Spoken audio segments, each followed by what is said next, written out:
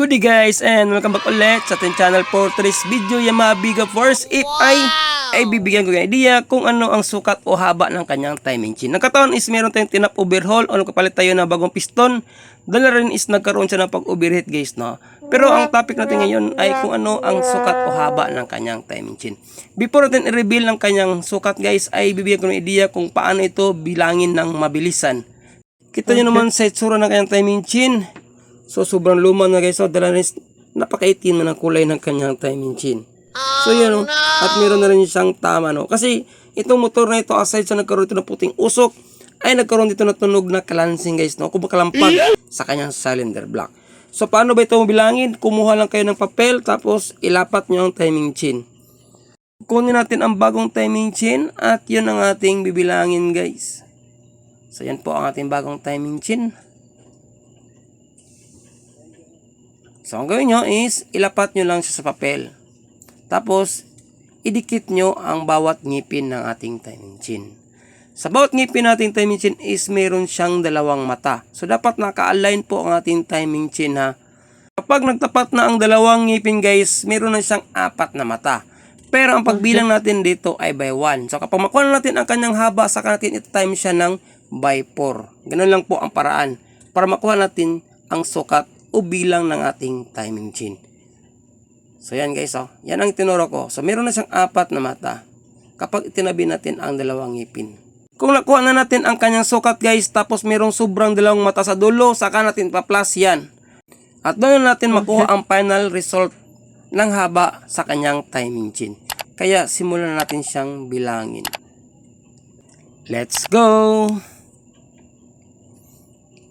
1, 2, 3, 4, 5, 6, 7, 8, 9, 10, 11, 12, 13, 14, 15, 16, 17, 18, 19, 20, 21, 22.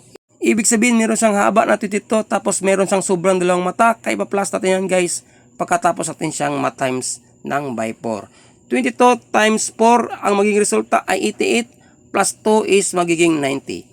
Ibig sabihin, nangulugan na ang haba o sukat ng ating timing chain ng Yamaha Biga Force FI ay 90. So, tama po ang narinig nyo, no? 90 po ang length ng kanyang haba sa kanyang timing chain.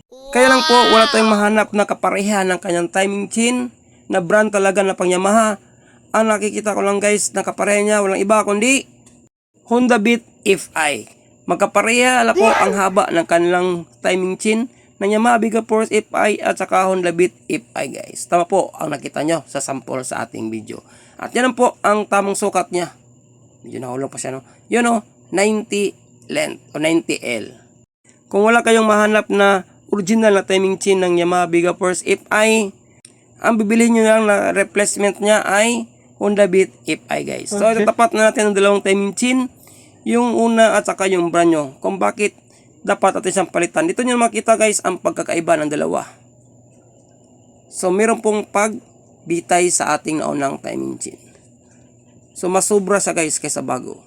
So kapag sumubra ng ganyang kataas, kahit maliit lang yan na sobra sa bagong timing chain, malaki na po ang epekto niya sa ating makina. Malaki na po ang tunog na ibibigay niya sa loob ng ating cylinder block. So yun guys, itabi na natin.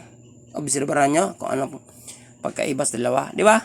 Meron ng pagbitay sa naunang timing chain. So, nito talaga siyang palitan. Kasi kapag pinabayaan natin yan, mabubutas ang ating cylinder block or masisira ang ating tensioner chain guide. Yan o, klarong-klaro, di ba? So, dapat yun ang bigyan na pansin kapag nag-iingay natin timing chain dahil marami po ang kanyang masisira. Possible na maaring mapiktuhan, maaring lulundag at magkaroon ng wrong timing sa ating balbula. Pag nagkataon, napuputol ang balbula, masisira ang ating combustion chamber, mabubutas ang piston, basta marami siyang mapiktuhan guys. Yun po ang maging resulta kapag pinabayaan natin na nag-iingay ang ating timing chain. Yun ang nasa ana nito, sana may natutunan naman kayo kahit napakikil nating video. Maraming salamat at siyempre see you sa aking next video. Ride safe, God bless. Ayos.